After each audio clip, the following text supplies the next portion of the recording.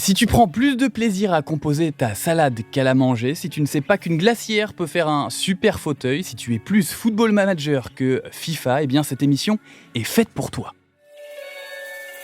Je suis Pierre Desmarais, bienvenue dans Rond Central. Chaque semaine, pendant une demi-heure et accompagné d'un observateur et d'un acteur de la Ligue 1 Conforama, je vous donne les clés pour comprendre l'univers et le patrimoine du championnat de France.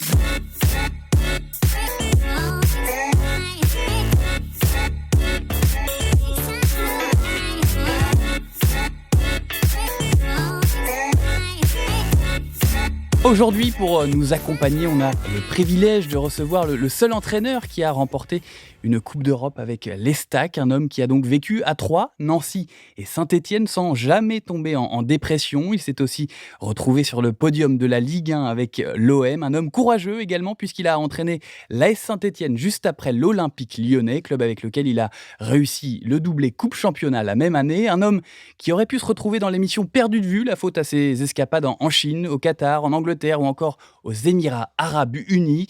Un homme d'honneur qui est revenu en France en octobre 2018 pour sauver son club de cœur que l'on annonçait alors condamné, l'AS Nancy-Lorraine. Un mec aussi qu'on a sûrement appelé Francis pas mal de fois. Bonjour Alain Perrin et merci d'être avec nous. Bonjour. Première question, vous venez de sauver brillamment l'AS Nancy-Lorraine de la relégation en Ligue 2. Pourtant, vous avez annoncé quitter le club. Alors pourquoi ne pas avoir tenté le coup et essayer de faire remonter le club en Ligue 1 l'année prochaine ?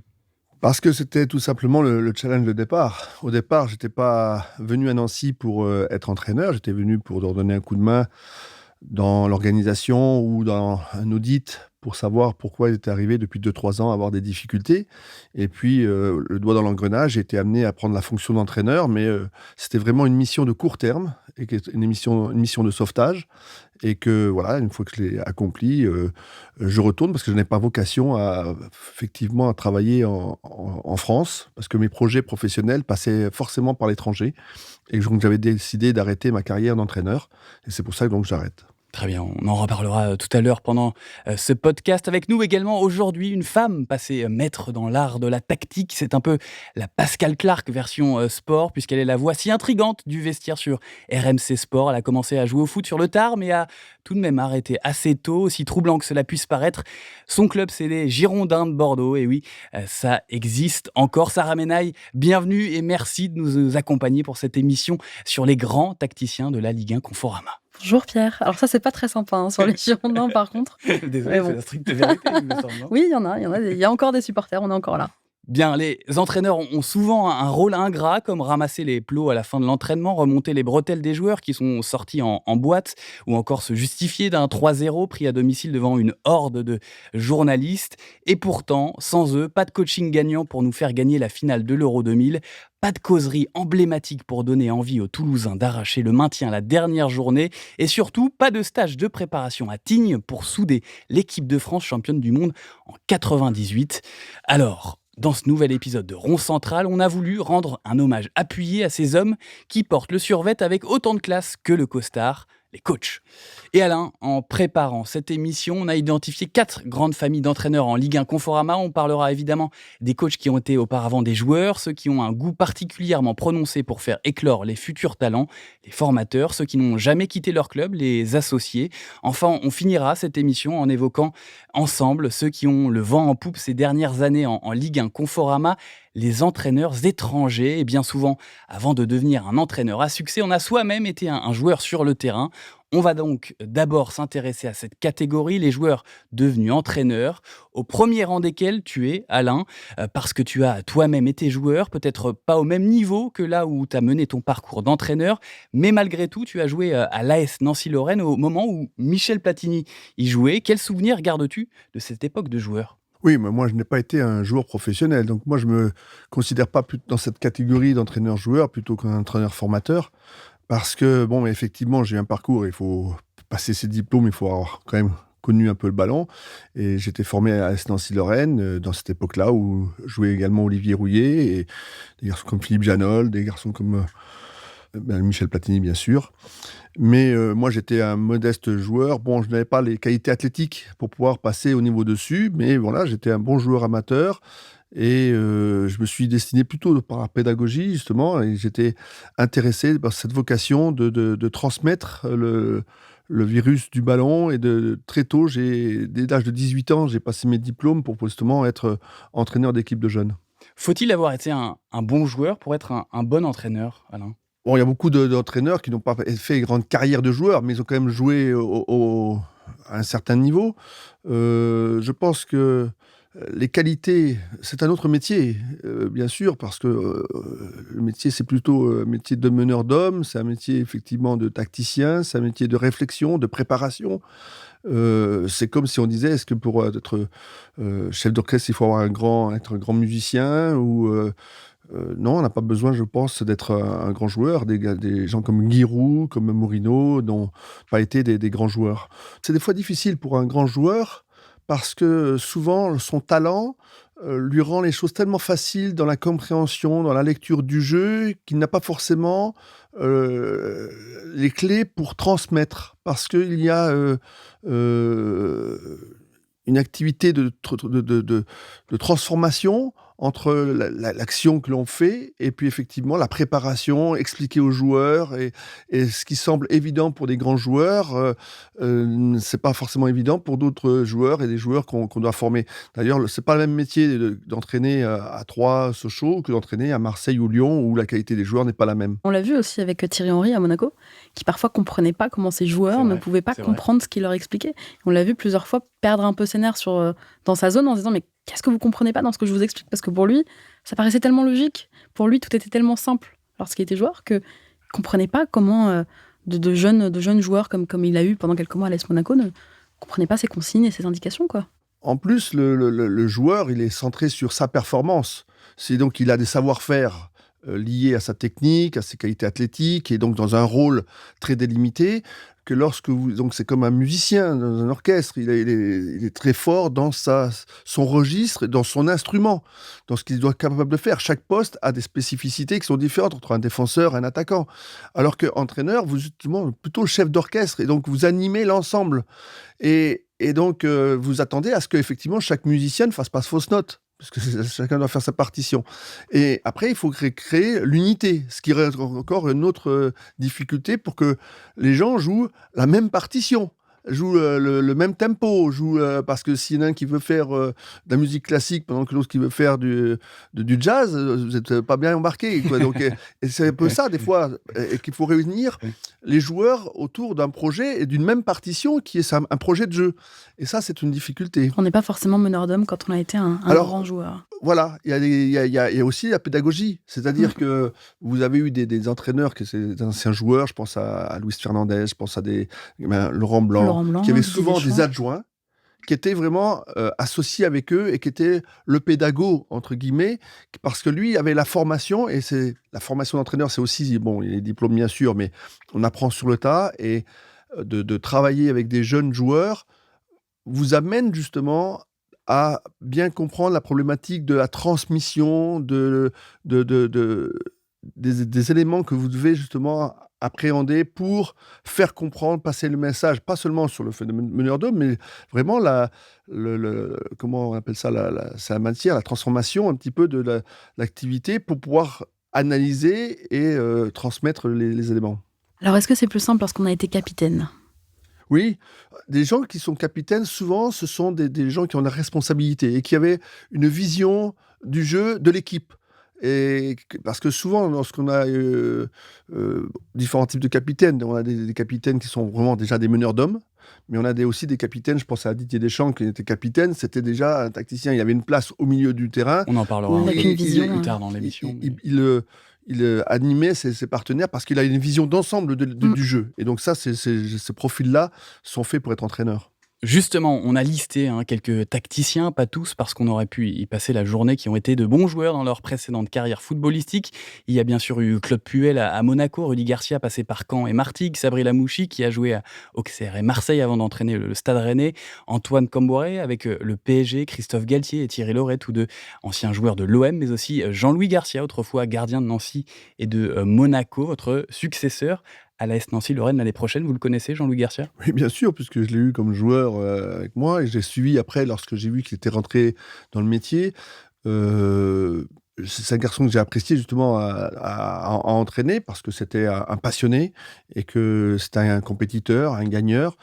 Et donc, ça se retransmet après, justement. Souvent, on a des entraîneurs gardiens de but parce que c'est un sens de responsabilité. Ils voient le jeu aussi et ils ont justement ce tempérament pour faire parce que on a moins d'attaquants qui sont des fois des joueurs plus individualistes et alors qu'on a plus de défenseurs ou de milieux de terrain qui sont justement chargés qui ont plus le sens du collectif, je dirais, que les attaquants.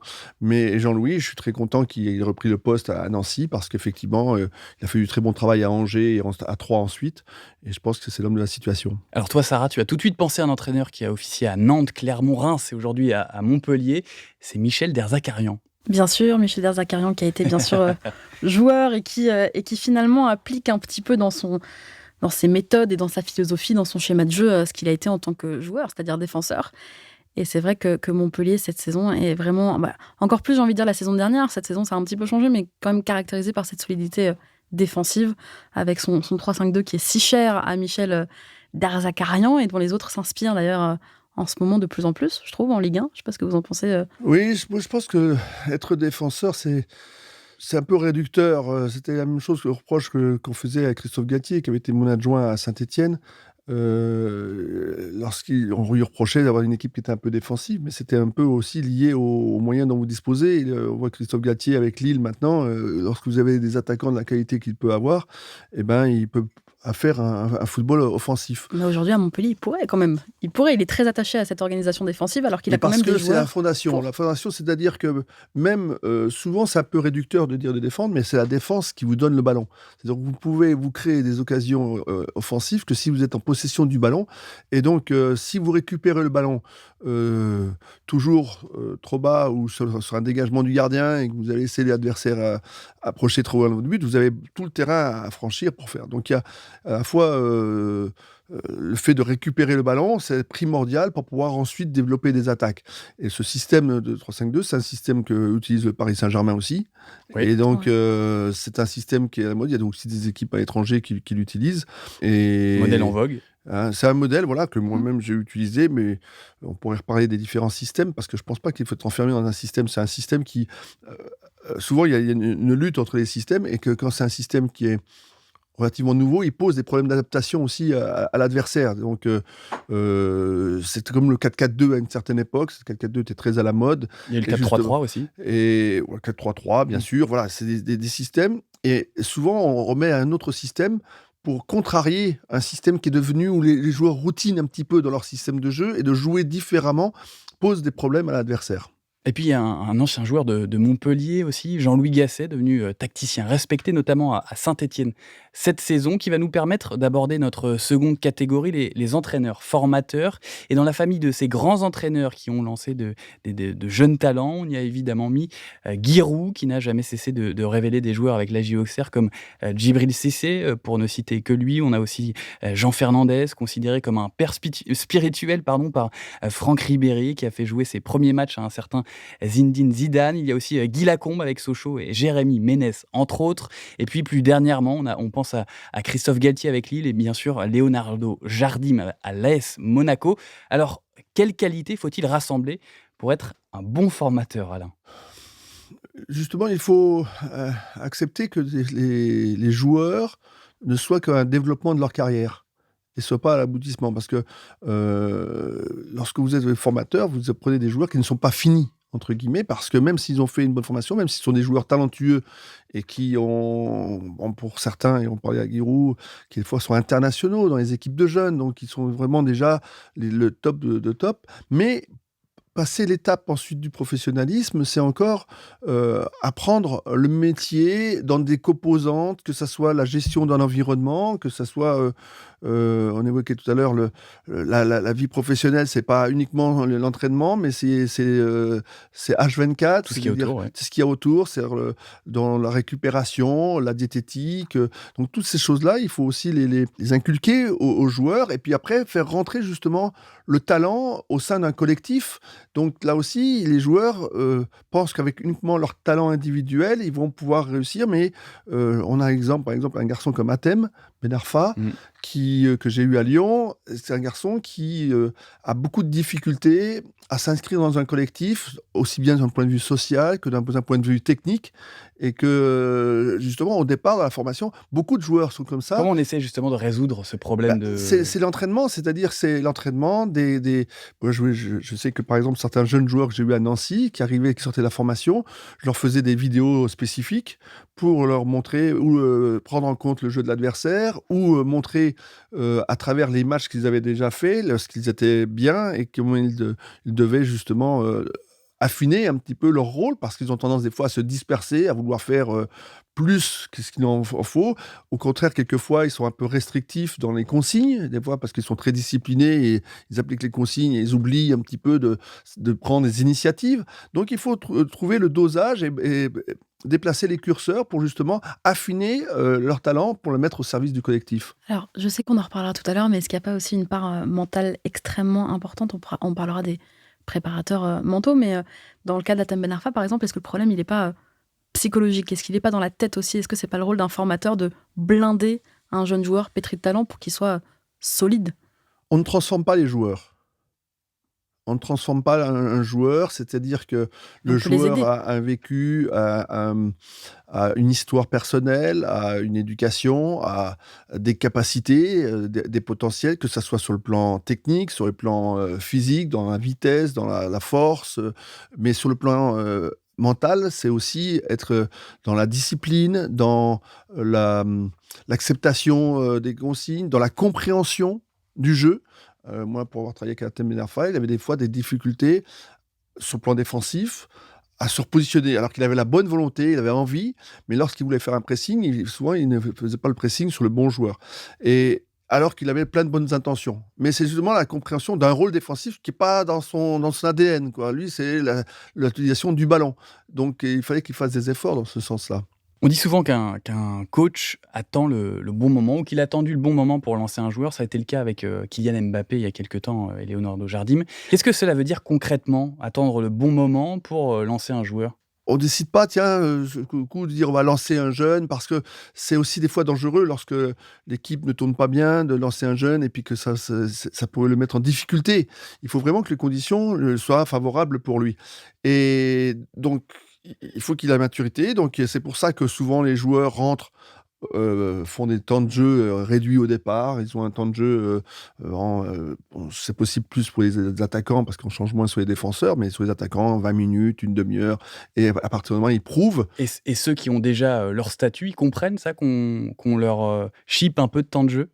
Non, c'est pas facile justement. C'est pas facile justement dans le vestiaire, hein, et c'est les résultats qui vont faire que, même si parce que les joueurs sont contents quand un jeune émerge, si c'est pas à leur poste. Si c'est un jeune qui vient prendre leur place, chaque joueur défend sa carrière professionnelle et veut jouer justement. Donc ils sont jamais contents effectivement que quelqu'un prenne leur place, que ce soit un jeune ou un autre ou un vieux. Question qui m'intéresse beaucoup aussi, quelle est la part réelle d'un entraîneur dans la réussite de ces jeunes pousses? Le talent d'un joueur ne finira-t-il pas toujours par s'imposer, quel que soit l'entraîneur? Oui, le talent, à mon sens, fera réussir, mais l'émergence peut être plus ou moins rapide. C'est-à-dire que vous avez justement dans la personnalité du joueur des phrases, ceux qui ont beaucoup de talent et qui sont, je dirais, dans le moule, qui comprennent les règles de vie du vestiaire, les règles du jeu. C'est-à-dire que sur le jeu, les règles du jeu, c'est pas bien sûr le règlement, c'est pas les lois du jeu, mais c'est les règles de la vie en communauté. De la vie en communauté, mais la vie, par exemple, de faire les passes à bon escient, de garder le ballon quand il faut le garder, de jouer juste, par rapport à son environnement, et les jeunes ne jouent pas forcément toujours juste. Il y en a qui, justement, comprennent le jeu et jouent juste d'emblée. Ceux-là, ils sont adoptés immédiatement par l'ensemble des autres joueurs. Sinon, pour eux, c'est peut-être plus compliqué, et l'entraîneur est là pour recadrer justement les joueurs, pour les faire rentrer dans cette organisation collective. Et c'est ça qui va faire que ça va émerger plus ou moins rapidement. Moi, j'ai vu par exemple un jeune joueur qui s'appelle Amine Bassi, un joueur plein de qualité, qui a déjà joué quelques matchs en Ligue 1 et qui, en début de saison, ne jouait plus parce que justement, il ne travaillait pas assez, pour l'équipe sur le plan défensif. Il a fallu, parce que c'était un joueur de talent offensif, un peu style Ben Arfa. Et donc, il a fallu discuter avec lui, le faire, et puis lui donner sa chance, et être derrière lui, et le stimuler. Et ensuite, justement, le joueur, il a le choix. Et vous avez des joueurs qui sont réfractaires, qui n'écoutent pas les discours des entraîneurs, et qui vont justement mettre plus de temps pour réussir, parce qu'il leur faudra comprendre par eux-mêmes et attendre peut-être de la maturité. Au lieu d'éclore à 20 ans, ils vont éclore à 23 ans, à 24 ans. Et s'il comprend, ils peuvent rentrer plus rapidement dans l'équipe. Donc, vous voyez, je pense que l'entraîneur peut être un accélérateur si son message passe bien, si bien sûr il y a une bonne communication avec le joueur. Est-ce qu'à contrario, justement, un entraîneur peut être non pas un accélérateur, mais un frein? Est-ce qu'il peut avoir une part de responsabilité dans l'échec, justement, d'un garçon qu'on peut considérer comme un éternel espoir, mais qui, la mauvaise rencontre, le mauvais coach au mauvais moment, peut finalement brider et gâcher la suite, entre guillemets? Pas briser la carrière, parce que les coachs, ils restent pas non plus très longtemps, et ce qui se passe souvent lorsqu'un joueur ne joue pas, il a des agents derrière lui, il change de club.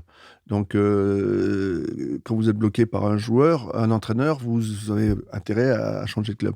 Mais effectivement, moi, je vois ça sur le plan du jeu, sur le plan tactique. C'est-à-dire que je me rends bien compte, moi-même, lorsque j'avais des jeunes joueurs avec des profils très particuliers, de style, par exemple, joueurs de rupture, joueurs qui appellent le ballon en profondeur, et qui sont des joueurs de contre-attaque. Et si vous leur demandez d'avoir un jeu construit, avec un jeu plus posé, plus ballon dans les pieds, vous ne rentrez pas dans le style du joueur. Donc forcément, vous ne le mettez pas en valeur, et vous le mettez en difficulté dans ce que vous lui demandez. Et à partir de ce moment-là, vous ne pouvez pas l'utiliser. Le joueur n'est pas bon dans ce que vous lui demandez, donc il ne joue pas. Et donc il est frustré. Et alors qu'il pourrait jouer justement avec un autre entraîneur qui va lui demander justement de prendre la profondeur, de jouer des grandes balles dans des courses dans l'avant, et il sera plus utile dans ce type de profil. Donc vous voyez, il y a quelquefois, justement, par les exigences que l'on met, ou le jeu collectif que l'on veut prôner, on peut favoriser certains styles de joueurs, et à l'inverse, pas favoriser d'autres styles de joueurs. Alors, on oppose souvent l'entraîneur tactique qui connaît tous les schémas possibles, et de celui qui est dans un autre registre et qui joue plus sur l'émotionnel. Est-ce qu'on a raison de faire cette opposition ? Oui, il y a des différents styles d'entraîneurs, comme il y a différents styles de joueurs. Vous avez effectivement ceux qui sont plus un peu meneurs d'hommes, qui vont sur les qualités morales, d'agressivité, d'engagement, et qui vont stimuler les joueurs à donner le meilleur d'eux-mêmes. Donc ça, c'est une chose. Et inversement, vous avez aussi des entraîneurs qui mettent l'accent sur le jeu de l'équipe, à la fois technico-tactique, c'est-à-dire sur une maîtrise du ballon, sur une maîtrise du jeu, une maîtrise du jeu de l'adversaire. Alain, tu te situerais plutôt dans quelle catégorie ? Le tacticien ? Oui, moi j'étais beaucoup plus dans le tacticien, et donc il fallait même souvent faire un effort pour moi sur le plan émotionnel. Vous avez changé au fil de votre carrière, vous avez évolué là-dessus aussi. Mais on ne peut pas être uniquement tacticien, c'est-à-dire qu'on ne peut pas être un théoricien. Oui, mais vous étiez peut-être plus tacticien et théoricien au début de votre carrière d'entraîneur que sur la fin, où vous avez peut-être plus appris. Oui, mais j'avais toujours quand même, parce que quand on est compétiteur, et quand on est entraîneur, on veut réussir et gagner, on est forcément aussi sur des registres de compétition. Alors après, on est plus ou moins harangueur, plus ou moins démonstratif. Mais mon travail, moi, c'était dans la semaine, à travers les entraînements, à travers l'avant-match, où j'essayais de mettre en jeu, et puis de faire confiance justement aux joueurs sur leur volonté, et de développer leur sens de la compétition.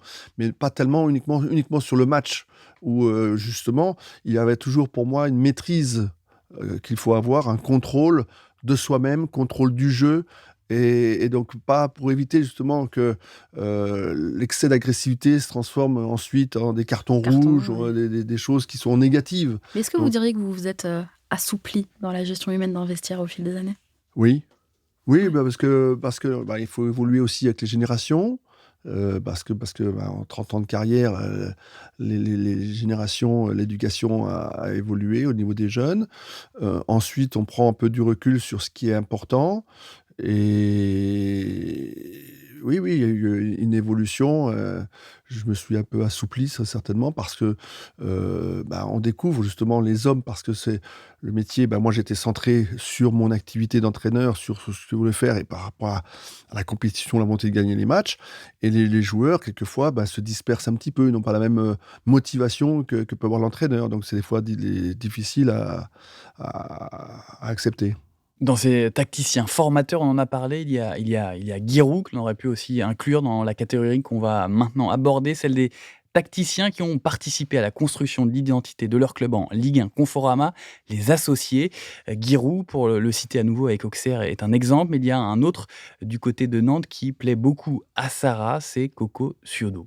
Bien sûr, le fameux jeu à la nantaise, époque Coco Ciodo et Reynald Denouex à l'apogée un peu du jeu collectif, qui est devenu une véritable méthode de travail qui s'est exportée. Finalement, c'est devenu une vraie marque de fabrique où l'explosivité était reine. C'est vraiment la période faste des Canaries et c'est une période qui pour moi est très importante parce que même s'il ne faut pas être nostalgique, c'est une période du foot français qui est importante parce que c'est peut-être l'une des premières fois où on a tellement exporté un savoir-faire français, une méthode, une formation, des joueurs pour la plupart, enfin beaucoup, en tout cas pour la plupart formés à la Jonelière à Nantes, et qui donc vraiment, Bouedek, Makelele, enfin tous ces joueurs-là, qui ont vraiment exporté ce modèle-là.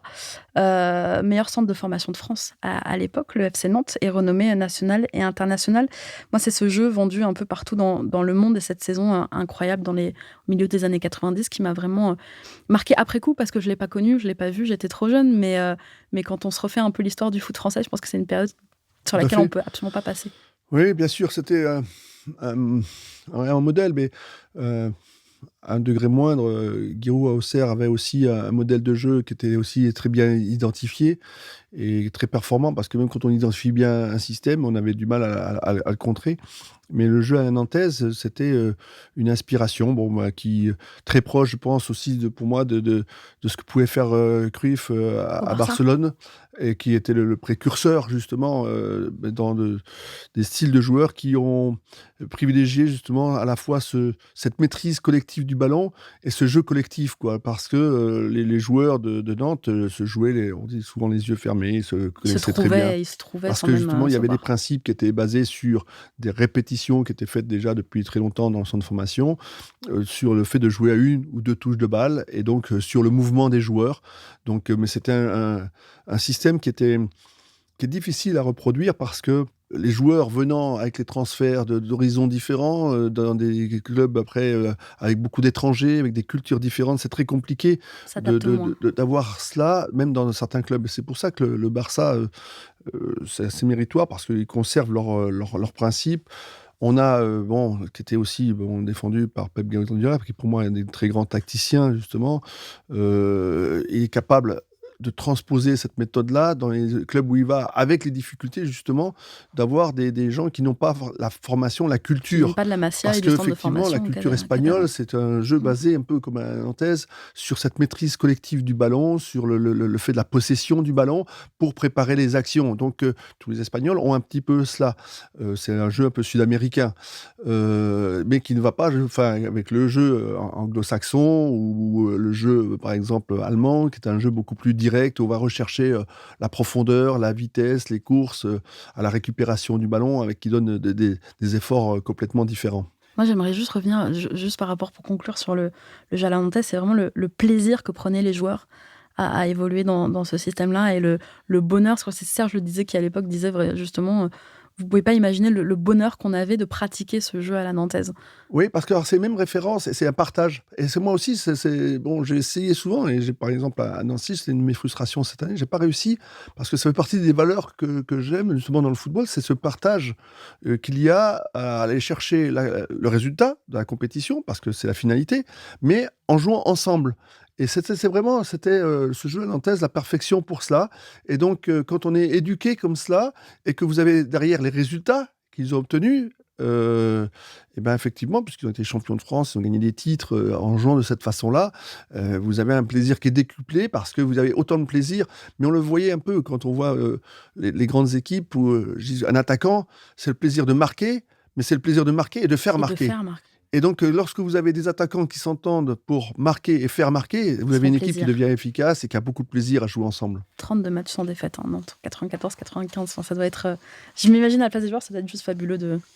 Ah oui, c'est jouissif. C'est jouissif, et c'est jouissif aussi pour le staff qui est sur le bord, de voir que des choses que l'on met en pratique, entraînement, des principes qui soient efficaces justement en compétition, parce que là, c'est une autre paire de manches. Il y a aussi un homme du côté de Lorient, Christian Gourcuff, que l'on peut ajouter à la liste de ces entraîneurs associés à un club, Daniel Leclerc, alias Le Druide, au Racing Club de Lens, ou encore Alain Casanova avec le Toulouse Football Club. Mais alors, qu'est-ce qui fait que certains entraîneurs marquent de leur empreinte les clubs où ils passent plus que d'autres entraîneurs? C'est sur le plan du jeu proposé et des schémas tactiques que la différence se fait?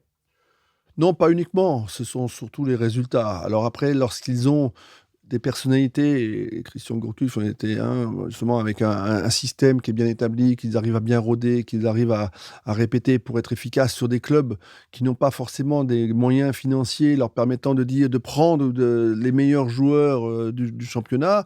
À partir de là, vous arrivez à créer une identité de jeu, et cette identité de jeu qui provoque des résultats. Parce que si vous n'avez pas les résultats, de toute façon, dans le métier, vous ne restez pas.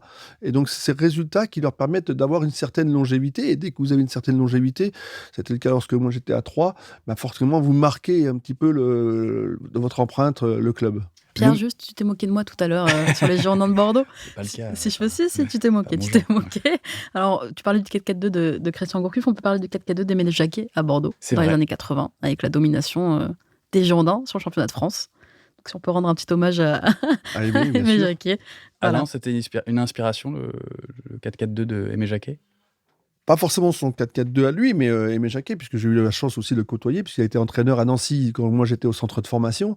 Donc voilà, c'était aussi justement dans le management des hommes et dans la gestion d'un vestiaire, c'était effectivement une référence. Loin d'Aimé Jacquet, aujourd'hui, le métier d'entraîneur est forcément beaucoup influencé ces dernières années par tous les nouveaux outils qui sont apparus et qui sont désormais à sa disposition. C'est, je crois, Pascal Duprat qui nous expliquait récemment rester assez mesuré sur l'utilisation des data, des vidéos d'entraînement avec capteurs, car rien, expliquait-il, ne remplace le ressenti de l'homme et donc de l'entraîneur. Quelle est, à toi, ton utilisation de ces nouvelles technologies, Alain ? Moi, j'étais un des précurseurs, puisque je sais que lorsque les sociétés ont créé ces datas d'observation un peu des matchs, j'étais le premier en France à les utiliser à Troyes, lorsqu'on est monté en Ligue 1. Donc, de par ma formation aussi scientifique, j'étais très intéressé. Et c'est parce que ça existait déjà dans d'autres sports. Et moi, ma formation d'enseignants un peu m'avait montré que dans les sports comme le basket, ils étaient déjà en avance là-dessus, mais aussi dans les pays anglo-saxons. Au Canada, il y avait des études déjà qui étaient bien en avance sur nous, sur justement ce traitement des données pour avoir justement des objectifs. Et l'intérêt des datas, c'est d'avoir surtout un feedback. C'est-à-dire qu'à travers cela, vous avez le retour par des éléments objectifs. On ne peut plus dire à un joueur, tu as été moyen, le joueur conteste si j'ai pas été mal. Non, on a des éléments tangibles, concrets, objectifs, le nombre de passes, le nombre de kilomètres parcourus, le nombre la fréquence des efforts faits. Et ce que nous, on arrivait avec notre œil justement à analyser, c'est-à-dire que lorsqu'un joueur, on sort un joueur au bout de 70 minutes de jeu ou 65 minutes de jeu, nous, on arrive à déceler qu'il est en train de baisser d'intensité, qu'il est en train de faire des erreurs. Le joueur ne s'en rend pas compte parce que lui, il a l'impression que ça va bien, sauf qu'au lieu de faire un effort toutes les minutes, il fait un effort toutes les 3 minutes. Mais nous, on sent dans le jeu qu'il n'est plus assez disponible pour pouvoir donner les solutions.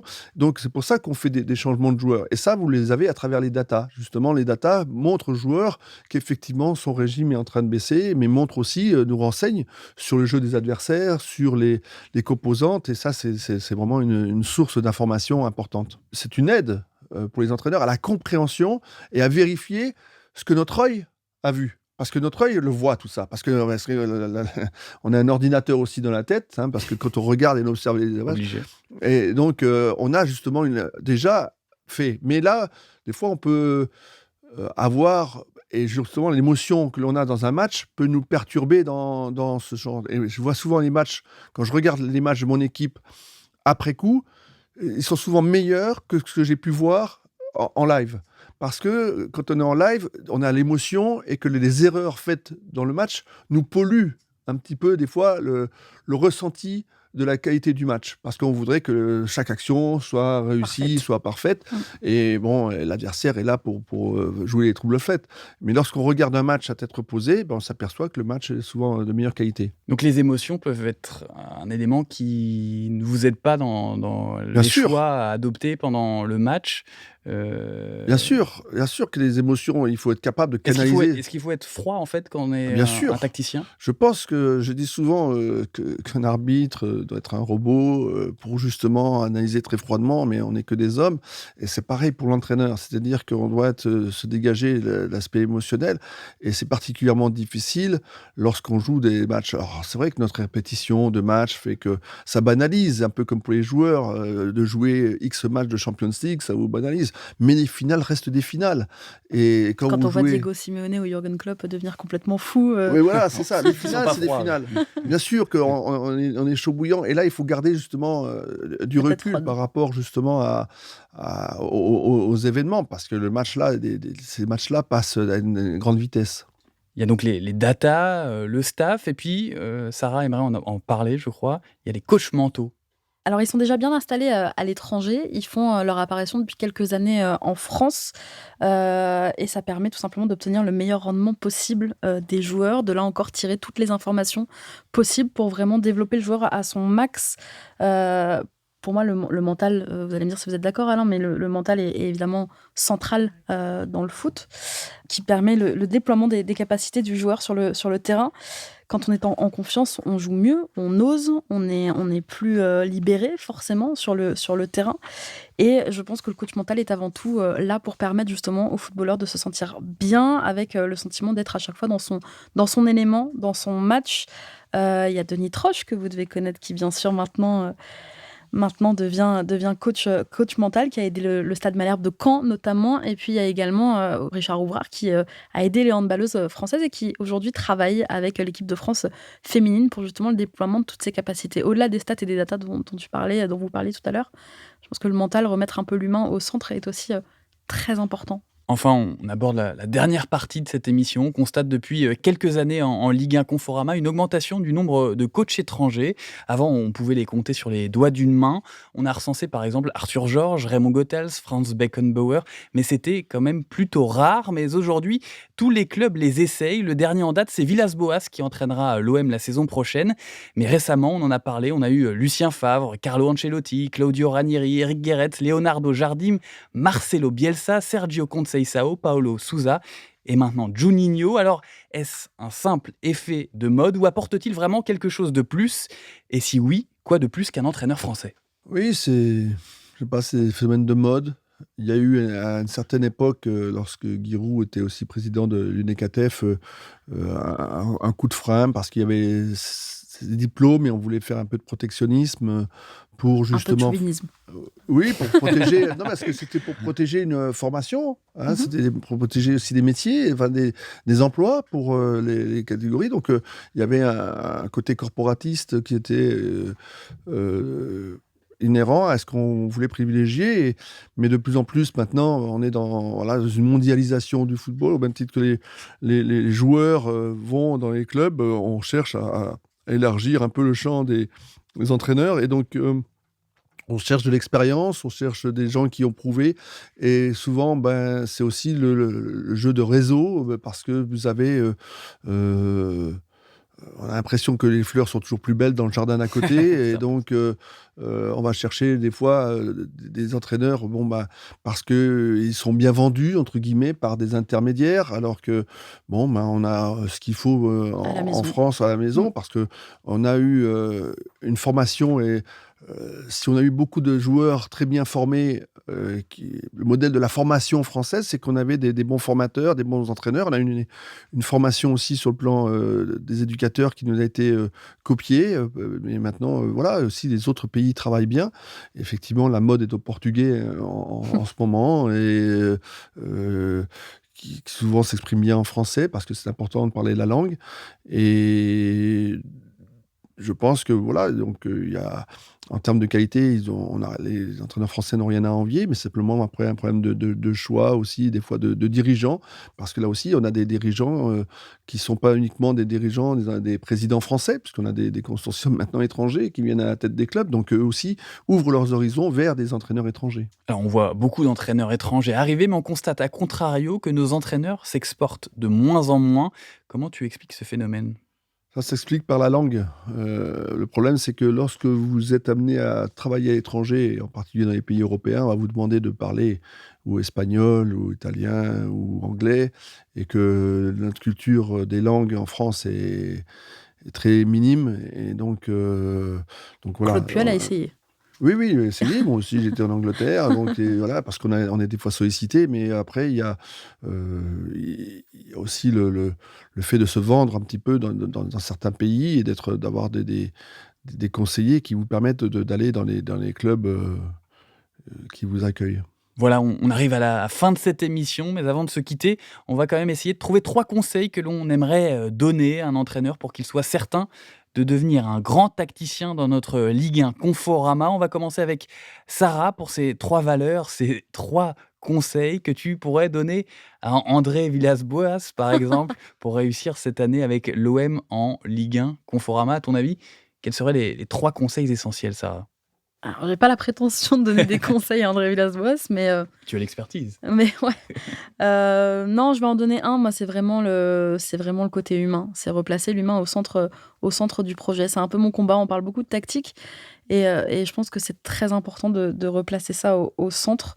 Et trop d'importance peut-être aujourd'hui accordée au schéma et à toute je sais pas. Je trouve que la capacité à gérer l'humain avant tout pour un coach, pour moi, c'est primordial. Il doit y avoir chez un coach autant d'humanité que de tactique. Alain, toi qui en as l'expérience, quelles seraient ces valeurs cardinales pour réussir en Ligue 1 Conforama ?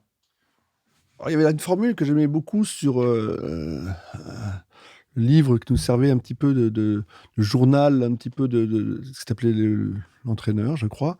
Et il y avait une formule, c'était l'entraîneur doit être entraînant. Donc, ça dit bien ce que ça veut dire. C'est-à-dire qu'il faut être à la fois un leader, il faut avoir du charisme, et il faut avoir justement, moi je pense que l'humain est ça, parce que on travaille pas avec des joueurs, mais on travaille avec des hommes. C'est-à-dire que quand je dis les joueurs, c'est pas simplement un numéro dans le dos d'un joueur. C'est vous qui l'avez dit ça. Derrière les numéros, il y a des hommes. Voilà. Derrière les numéros, il y a des hommes qu'il faut justement faire vivre ensemble et où il faut tirer le meilleur de soi-même. Donc je pense que c'est effectivement l'humain est primordial. C'est le fondement justement de la vie en société, dans n'importe quelle entreprise, parce que c'est pas un organigramme qui fait fonctionner une entreprise, c'est pas un système qui fait fonctionner les choses. C'est l'investissement que les hommes vont mettre dans l'activité elle-même. Donc je pense que l'humain est premier, et tous les entraîneurs ont besoin de connaissances tactiques, ont besoin de connaissances, mais on ne réussira qu'à travers justement le fait d'être meneur d'hommes et d'amener les gens dans un projet un projet de jeu, un projet sportif, mais un projet de vie de club, un projet de vie. Moi je dis toujours, c'est pas uniquement pour faire bien jouer une équipe. Il faut construire une équipe et les faire bien vivre ensemble. C'est-à-dire que c'est bien vivre ensemble qui va faire qu'on joue bien ensemble sur le terrain. Merci beaucoup Alain Perrin d'être passé nous voir sur Rond Central. Merci Sarah Menaille pour toutes ces infos sur nos grands tacticiens de la Ligue 1 Conforama. On se retrouve très vite pour un nouvel épisode de Rond Central.